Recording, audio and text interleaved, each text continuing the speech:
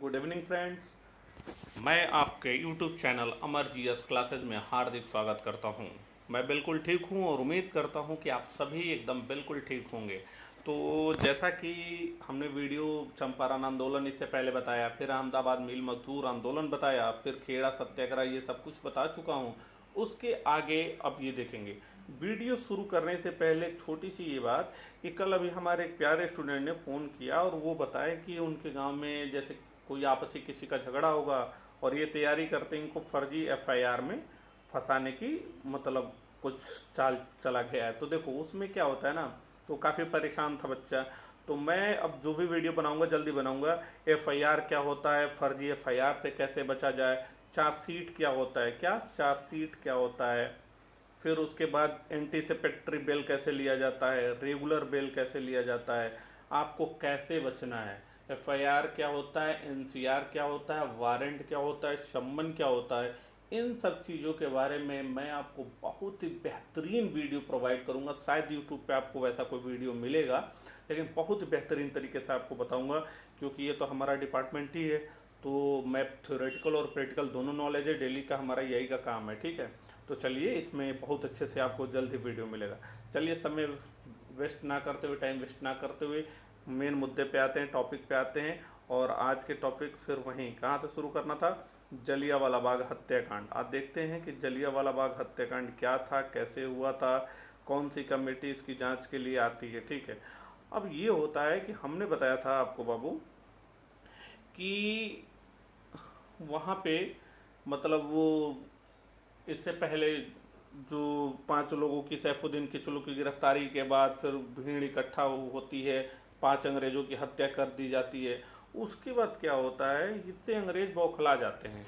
होता क्या है उसके बाद कि जलियांवाले बाग में, जलियांवाला बाग जो जली नाम के व्यक्ति की संपत्ति थी, किसकी थी, जली नाम के व्यक्ति की संपत्ति थी। और यही जली नाम के व्यक्ति की संपत्ति थी। और जलियांवाले बाग में क्या होता है कि कुछ लोग इकट्ठा होते हैं, लोग इकट्ठा होते हैं और वैसाखी के दिन वहाँ पे मेला लगा रहता है, वहाँ पे लोग इकट्ठा होते हैं।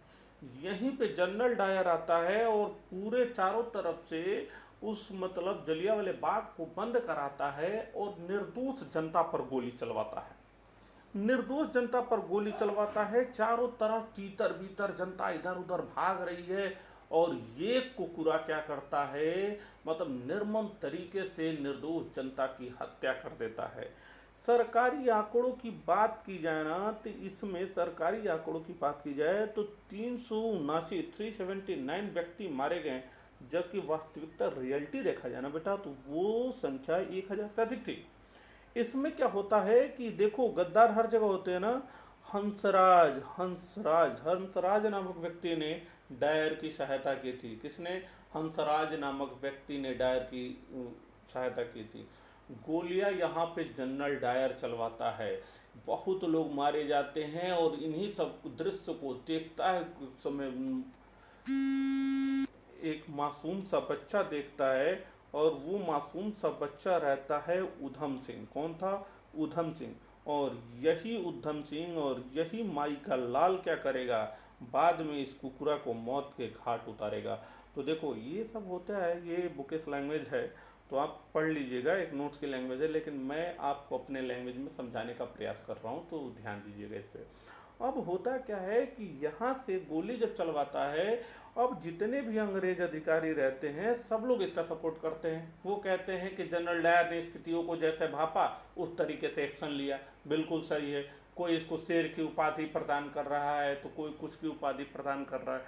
लेकिन उधम सिंह ने क्या किया बाद में, यही उधम सिंह ने इंग्लैंड जाते हैं और अपने बुक में बंदूक छुपा के रखते हैं और वहीं पे जनरल डायर को पुरस्कृत करने के लिए बुलाया जाता है। और यहीं पे उधम सिंह ने जनरल डायर को गोली मार के मौत के घाट उतार दिया। तो इस बब्बर शेर ने इस कुत्ते को मौत के घाट उतार दिया, जिसका नाम था जनरल डायर।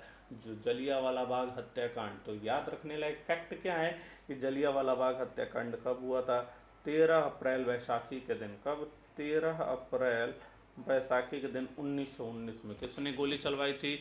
जनरल डायर ने। उनको उसको मौत के घाट कौन उतारा? उधम सिंह ने। अगला नेक्स्ट क्वेश्चन पूछेगा किसने इनकी सहायता की थी? तो हंसराज ने। अब देखो, हत्याकांड के विरोध में टैगोर जी, कौन टैगोर? रविंद्रनाथ टैगोर जी ने सर की उपाधि त्याग कर दी। ये क्वेश्चन आ सकता है, किसकी उपाधि? सर की उपाधि त्याग कर दी। वहीं पर शंकरन नायर ने गवर्नर जनरल की कार्यकारी परिषद से इस्तीफा दे दिया। किससे? गवर्नर जनरल के कार्यकारी परिषद से इस्तीफा दे दिया। उधर क्या होता है कि मैंने अभी बताया कि जनरल डायर को हर तरीके से लोग हीरो बना रहे हैं। देखो, जैसे ये पढ़ लीजिएगा, तुम्हारी कार्रवाई ठीक है, गवर्नर इसे स्वीकार करता है, इस तरीके से अंग्रेज उसे सपोर्ट करते हैं। उधर क्या होता है कि मैंने अभी जस्ट बताया कि हाउस ऑफ लॉर्ड ने ब्रिटिश साम्राज्य का शेर कहा और इसे मान के तलवार भेंट की कि लो भाई, तुम तो शेर हो, गोलियां चलवा कर आ रहे हो। इधर क्या होता है कि एक चीज फैक्ट ये चीज हो, शायद आपको पता हो कि गुरुद्वारा कमेटी ने उसे सिंह की उपाधि प्रदान की थी। सिंह की उपाधि सरोपा भेंट किया, क्योंकि उस समय गुरुद्वारे उदासी महंतो, ये अंग्रेज के कुछ मतलब कह सकते हैं सपोर्टर थे, उदासी महंतों का कब्जा था, और वहाँ पे इसे क्या होता है, यहाँ सिंह की उपाधि सरोपा भेंट किया जाता है। अब आगे देखेंगे, इधर क्या होता है कि जलियांवाला बाग हत्याकांड की जांच करने के लिए हंटर कमेटी, किसकी? Hunter committee. तो याद रखना, क्वेश्चन आता है कि हंटर कमेटी का गठन क्यों हुआ था? हत्याकांड की जांच करने के लिए हंटर कमेटी का गठन किया गया, जिसमें 3 भारतीय सदस्य थे, जिनका सर चिमन लाल सिंह तलवार, साहबजादा सुल्तान अहमद और जगत नारायण, ये 3 भारतीय भी शामिल थे।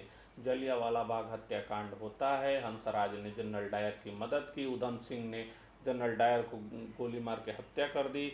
हंटर कमेटी उसके लिए जांच करने के लिए कमेटी बनी, जिसमें 3 भारतीय सदस्य थे, सर चिमन लाल सिंह तलवार, साहबजादा सुल्तान अहमद और जगत नारायण। इतना आई होप सो कि बिल्कुल समझ में आ गया होगा। अब आगे चलते हैं। इधर देखिए, अब हंटर कमेटी ने भैया क्या किया? हंटर कमेटी जांच करती है और कहती है कि ये कुकुरा एकदम निर्दोष है, ये कुछ नहीं किया, ये तो भौंका भी नहीं है, काटने की बात ही छोड़ो, भौंका भी नहीं है। और इस तरीके से डायर को निर्दोष बता दिया जाता है। क्या बता दिया जाता है? निर्दोष। ये याद रखने वाला फैक्ट है। गांधी जी ने हंटर कमेटी के रिपोर्ट को पन्ने दर पन्ने निर्लज लीपापोते, बिल्कुल सही कहा, ये तो निर्लजता की हद है भाई, कि आप इतने मोटे मोटे फाइल बना रहे हो और उसको निर्दोष, और साफ साफ उसने एकदम गोली चलवाई थी और आप इसको एकदम बाइज्जत बरी कर दे रहे हो, छोड़ दे रहे हो। तो गांधी जी ने हंटर कमेटी की रिपोर्ट को पन्ने दर पन्ने को निर्लज लीपापोती कहा। अब देखो, और इधर कांग्रेस ने हत्याकांड की जांच के लिए मदन मोहन मालवीय के नेतृत्व में एक समिति का गठन किया, और इस समिति में कि वही कितने सदस्य थे? मोतीलाल नेहरू जी, गांधी जी, अब्बास तैयब जी, सीआर दास और विपुल जयकर। ये एक अन्य कांग्रेस ने हत्या मदन मोहन मालवीय की अध्यक्षता में एक कमेटी बनाई थी इस हत्या की जांच के लिए। इतना समझ में आ गया? तो आई होप तो कि जलियांवाला बाग हत्याकांड आपको बिल्कुल अच्छे से समझ में आ गया होगा। जलियांवाला बाग हत्याकांड के बाद फिर आता है अगला टॉपिक, कौन? खिलाफत आंदोलन। कौन सा? खिलाफत आंदोलन। खिलाफत आंदोलन में हम देखेंगे इसमें होता क्या है, आखिर खिलाफत आंदोलन भारत में अली बंधुओं ने क्यों शुरू किया। अगर थोड़ा सा बैक फ्लैश में जाया जाए बेटा, तो 1914 से लेके 1918, 11 नवंबर 1918 तक फर्स्ट वर्ल्ड वार चलता है। क्या चलता है? प्रथम विश्व युद्ध चलता है। एक तरफ मित्र राष्ट्र, एक तरफ धुरी राष्ट्र। मित्र राष्ट्र में जितने भी बड़े बड़े देश थे वो शामिल थे, धुरी राष्ट्र में छोटे छोटे देश शामिल थे। यहाँ पे क्या होता है कि खिलाफत आंदोलन में ये मित्र राष्ट्र और धुरी राष्ट्र ये सब मिलके आपस में इनका युद्ध होता है। उसके बाद क्या होता है कि देखा जाए, अगर यूरोप में देखा जाए तो सबसे बड़ी जो शक्ति थी फ्रांस और ब्रिटेन। फ्रांस और ब्रिटेन रहती है, ये क्या करती है कि फिर तुर्की को तोड़ना स्टार्ट करती है। वहाँ सीवर्स की संधि, देखो प्रथम विश्व युद्ध के बाद ब्रिटेन और तुर्की के बीच संपन्न सीवर्स की संधि। अब दिमाग में ये आ रहा होगा कि सीवर्स की संधि है क्या? सीवर्स की संधि के द्वारा ये किया गया कि वहाँ के जो तुर्की का जो सुल्तान थे यानी खलीफा, उनके अधिकार को छीन लिया गया। अब क्या होता है कि उनके पूरे अधिकार को छीन लिया गया। अभी आप देखेंगे प्रथम विश्व युद्ध के बाद जर्मनी को जब ये ठंडा कर दिए तो ये तो भाई तुर्की है। और यहाँ पे क्या किया जाता है कि खलीफा के शक्ति को छीन लिया जाता है, पूरा तुर्की साम्राज्य छिन्न भिन्न हो गया, पूरा तुर्की को तोड़ते हैं और तोड़ तोड़ के अपने मतलब अधीन मत रखते हैं।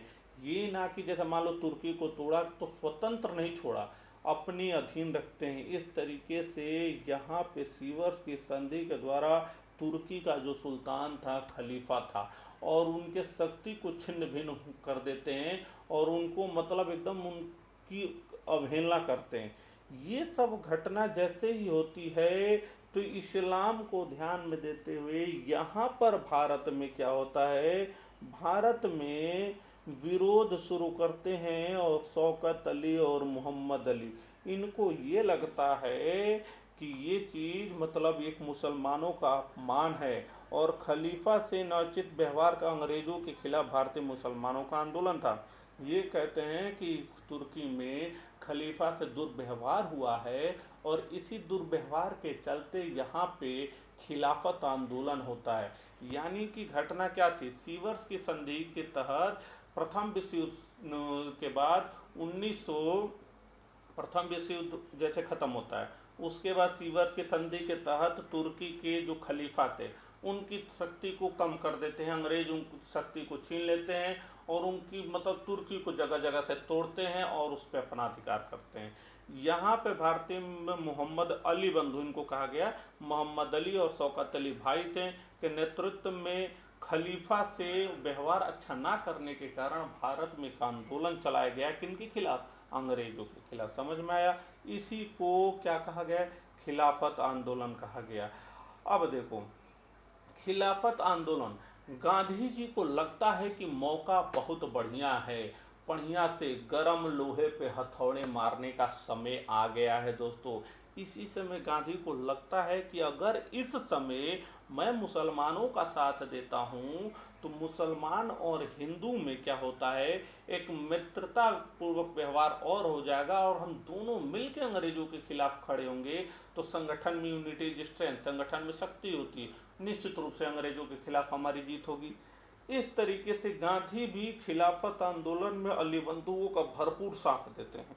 देखो, खिलाफत आंदोलन के मान क्या थे, पहले की ऑटोमन साम्राज्य के सभी इस्लामी पवित्र स्थानों पर खलीफा का नियंत्रण, पवित्र स्थानों पर खलीफा का नियंत्रण बना रहे। जजीरात अबर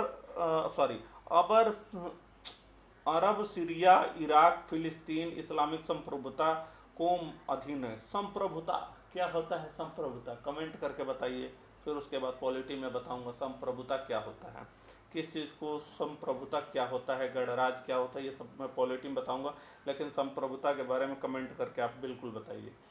अब देखिए, फिर उसके बाद खलीफा के पास इतने क्षेत्र हो कि वह इस्लामी विश्वास को सुरक्षित रखने के योग्य बन सके। इस तरीके से देखा जाए कि ये तीन मांग रखते हैं। तो आपको यहाँ से याद रखना है बेटा कि खिलाफत आंदोलन कब हुआ, 1919 में। किस घटना के बाद, तुर्की में प्रथम विश्व युद्ध के बाद उनकी शक्ति के, खलीफा के शक्ति को छीन लिया जाता है अंग्रेजों के द्वारा। तो यहाँ पे मुस्लिम बंधु अली बंधु क्या करते हैं, शौकत अली, मोहम्मद अली खिलाफत आंदोलन कर देते हैं। उसके बाद उनकी तीन मांगे क्या थी, इसमें गांधी ने इनका पूरा भरपूर सहयोग दिया। खिलाफत आंदोलन के प्रमुख जो नेता थे मोहम्मद अली, कौन थे, मोहम्मद अली।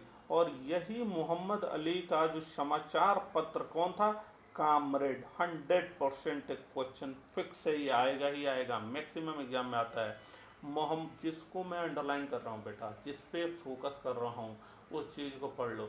अगर आप यूपीएसआई क्वालिफाई करना चाहते हैं, even UP PCS pre qualify करना चाहते हैं, वीडियो को आप रेगुलर अच्छे से पूरा देख लीजिए और जितना है आप उसे नोट्स बना के एक बार थोड़ा सा पढ़ लेंगे ना, निश्चित रूप से आपको कोई रोकेगा नहीं। फिलहाल जिस सब्जेक्ट को पढ़ा रहा हूँ उस सब्जेक्ट के बारे में बोल रहा हूँ, बाकी सारे सब्जेक्ट पढ़ाए जाएंगे। तो अभी देख लो, यहाँ पे मोहम्मद अली क्या करता है, मोहम्मद अली थे और इन्हीं का समाचार पत्र था क्या, कामरेड। दूसरे शौकत अली, तीसरे मौलाना आज़ाद, और इनका समाचार पत्र था अल हिलाल अल बिलाल। और यही क्वेश्चन आया था हाई कोर्ट एफटीसी के एग्जाम में क्लर्कल ग्रुप में। फिर परमानेंट वैकेंसी जो हुई थी 12 नवंबर 2017 को, शाम वाले शिफ्ट में ये आया था कि अल हिलाल चाहे अल बिलाल, ये किसका समाचार पत्र है, तो मौलाना आज़ाद जी का। ये हाई कोर्ट आर में भी आया है। तो देखो, इनके नेता मोहम्मद अली के समाचार पत्र कौन था, सब लोग मनीम बोलो, अभी तो सामने नहीं हूँ, कामरेड। दूसरे शौकत अली, तीसरे मौलाना आज़ाद, इनका समाचार पत्र था अल हिलाल।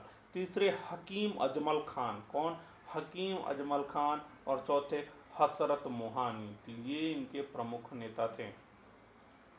अब देखिए, इस तरीके से हमने देखा कि खिलाफत आंदोलन देखा। बाद में क्या होता है कि यही वहाँ पे बाद में सरकार बन जाती है। एक देखो, वहाँ पे तुर्की की स्थिति जो थी, जो तुर्की की स्थिति थी, तो तुर्की की स्थिति अगर आप देखेंगे तो वहाँ पे खलीफा का शासन तो चल रहा था, लेकिन खलीफा के शासन के साथ एक और समानांतर सरकार चलती थी जिसका प्रमुख नेता था कमाल पाशा। कौन था, कमाल पाशा। देखिए, तो भाई समानांतर थी ये। बाद में अपनी मतलब ये क्या करते हैं, अंग्रेज क्या करते हैं, ज़बरदस्ती खलीफा से साइन करा लेते हैं सीवर्स की संधि के तहत कि तुम साइन करो, हम तुर्की को अपने हिसाब से चलाएंगे, और तुर्की को पूरा छिन्न भिन्न करते हैं। मजबूर थे, खलीफा साइन कर दिए। लेकिन जो समानांतर सरकार चलाता था कमाल पाशा, वो कह रहा है कि तुर्की किसी अंग्रेजों की बपौती नहीं, अधीन नहीं है, हम नहीं मानते हैं। लेकिन ये आप भाई, अगर गवर्नमेंट में आपके पास कोई अथॉरिटी नहीं है, इस तरीके से भले आप एक कोई सेना बना ले रहे हैं, समानांतर सरकार चला रहे हैं, लेकिन जब तक अथॉरिटी नहीं है आपकी बात उतनी कोई नहीं सुनेगा। बाद में क्या होता है कि कमाल पाशा के नेतृत्व, कमाल पाशा बाद में देखेंगे कि चुनाव जीत कर आते हैं, बाद में राष्ट्रपति भी बनेंगे। कमाल पाशा के नेतृत्व में वहाँ सरकार बनती है और इस प्रकार खलीफा के पद को समाप्त कर दिया जाता है। ये देखना, कमाल पाशा के नेतृत्व में जो सरकार बनती है और खलीफा के पद को हटा दिया जाता है। इस तरीके से यहीं पर मैंने अभी जैसे बताया आपको, तिलक और गांधी जी के अनुसार ये बढ़िया मौका था कि हिंदू मुस्लिम की एकता की बात यहाँ पे अगर एकत्रित होकर हिंदू मुस्लिम और अंग्रेजों का विरोध कर सकते थे। इस तरीके से कमाल पाशा का जैसे वहाँ सरकार बनता है, बाद में 1919 का ये खिलाफत आंदोलन क्या होता है, बाद में असहयोग आंदोलन जब शुरू होता है तो यही खिलाफत आंदोलन उसमें मर्ज हो जाता है।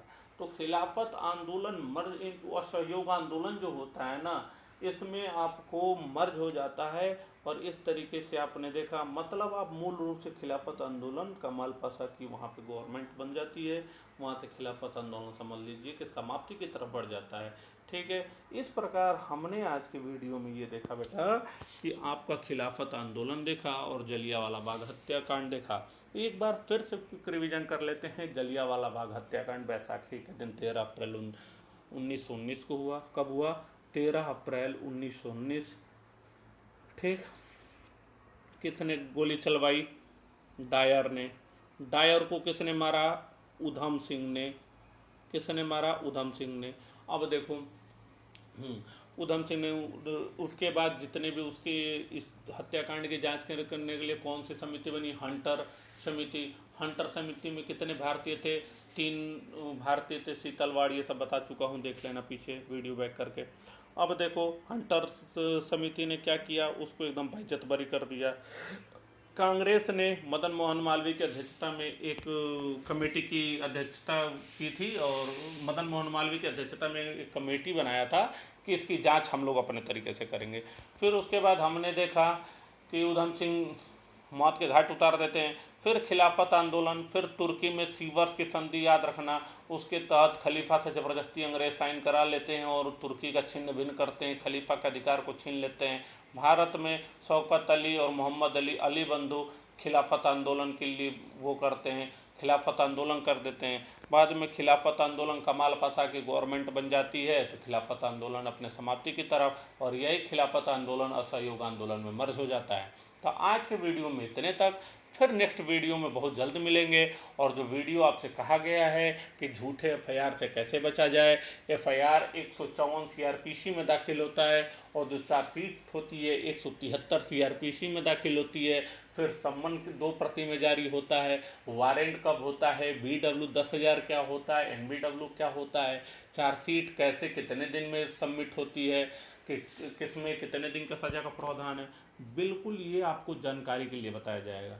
तो बिल्कुल इन सब चीज़ों से ना डरिए। एफआईआर, झूठे एफआईआर से कैसे बचा जाए, एनसीआर क्या होता है, 156(3) क्या होता है, हाँ सब कुछ आपको पूरा डिटेल में और बेहतरीन तरीके से बताएंगे। तो ठीक है, तब तक के लिए आज के वीडियो के लिए इतना ही। और हाँ, अगर वीडियो अच्छा लगे तो आप please like share and subscribe अपने दोस्तों में शेयर कीजिए और इस चैनल को सब्सक्राइब कीजिए। आप हौसले को बढ़ाइए। अब मैंने ठान लिया है रेगुलर आपको वीडियो मिलेंगे, आप देख भी रहे होंगे। तो हौसले को बढ़ाइए और हौसला ऐसे ही बढ़ता रहे ना, तो मैं पीछे हटने वालों में से नहीं हूँ। और यकीन दिलाता हूँ आपको, आप सभी का सिलेक्शन होगा, कोई भी बेरोजगार नहीं रहेगा। और ठीक है, आज सब लोग मेहनत करो, डट के लगे रहो। अगर मैदान में कूद गए हो ना, तो वापस जाने की तो अब बात ही ना सोचो। एकदम वापसी की बात ना सोचो कि नहीं अब नहीं करेंगे, तैयारी छोड़ दे रहे हैं।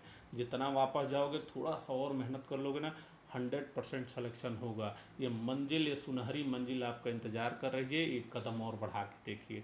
ठीक है, मैं ईश्वर से यही कामना करता हूँ कि हमारे प्यारे स्टूडेंटों का जल्द से जल्द सिलेक्शन हो। ठीक है, तब तक के लिए धन्यवाद, नमस्कार, जय हिंद।